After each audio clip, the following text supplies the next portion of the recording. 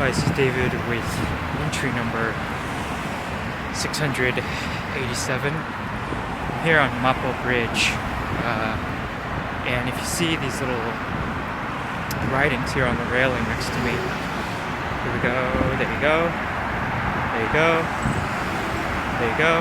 This is, I think I might have recorded before here, but this is essentially the one of the two big bridges that people tend to commit suicide on. So if you notice, I'm about 5'8", 5'8". You can see this railing is relatively high, but unfortunately they put this concrete foundation underneath the railing that you could easily step on. So that was a bit of an accident there, I suppose. But yeah, this is a very famous bridge, or maybe infamous.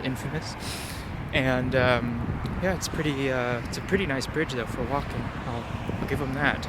You can see they also have this mirror thing here, so that you can reflect on yourself before you, I guess, to prevent jumping. It's very macabre. Like other bridges, they have little tolls, not tolls, but public phones that you can use to call for help or aid or something. It's very sad, but this is the Han River right here. So this is kind of the big river that separates Seoul. You can see there's the north side where I live, or the south, yeah, the north side. You can see, and there's the south side where all the new power is. You can see that big gold building. It's called the Hanwha building from the Hanwha Corporation. I realize now that the railing might have just been in your way. I apologize for that.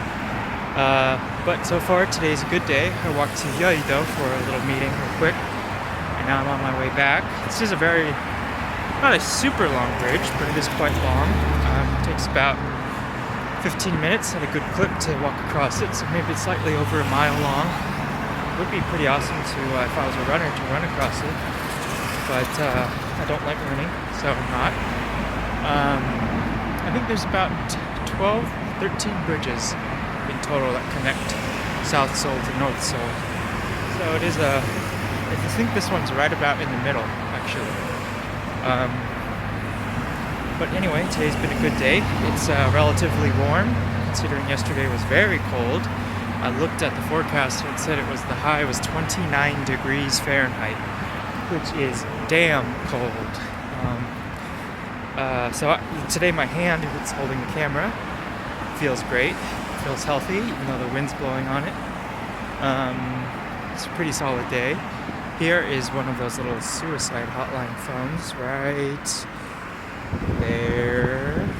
And so yeah, but it's been a good day. I've gotten more sleep a little bit, about an hour. I forced myself to go to bed super early yesterday, and I woke up and I was like, yes, I got full night's sleep. And then I looked at the clock and it was like 11 p.m. So that was a fail. But I was able to go back to sleep. This is, like I said before a couple days ago, it's a bit of a strange thing, to go without sleep deprivation. It's not. It seems stupid, but it really takes a great toll on the body and on the mind especially. I don't really think that there's really a healthy way to kind of get over such a thing, but it is interesting. It's a fascinating dilemma to find yourself in. I'm not going to say it's necessarily bad, because it does allow you to kind of have a lot of perspective that you might not necessarily have if you weren't sleep deprived. I know a lot of tribal cultures purposely deprive themselves of sleep to kind of reach kind of another level of existence or mindfulness or something. And it does work. I just don't think it's very fun to do. I've been listening to another podcast. Just today I started it, and it's about the Mongol Empire. And they introduce a very interesting perspective. This is an aside, by the way. He introduced a interesting perspective that if you were the host posits that if you want to be a famous author, you should write a book about the positive results that came out of Adolf Hitler's Third Reich, and he said no one would agree with you, and you would become so infamous that the book would almost immediately become a bestseller. And I think that's right. I think that's a true statement, because we're still even though it's been 70, 80 years almost since the rise of Hitler and his Third Reich, we still don't want to talk about anything good that possibly came out of it. Although you do have a lot of companies like Mercedes-Benz and BMW and Volkswagen and Braun and a lot of these manufacturing companies, machine companies that came out of the forceful scientific revolution that came from war and the persecution of Jews. And it's a fascinating thing to think about, because this whole podcast series is on the Mongols, on the character we know in America as Genghis Khan, but he says Genghis is the correct pronunciation.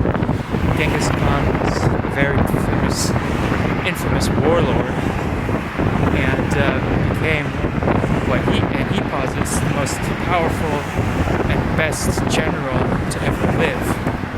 And it's a fascinating look at this sort of character.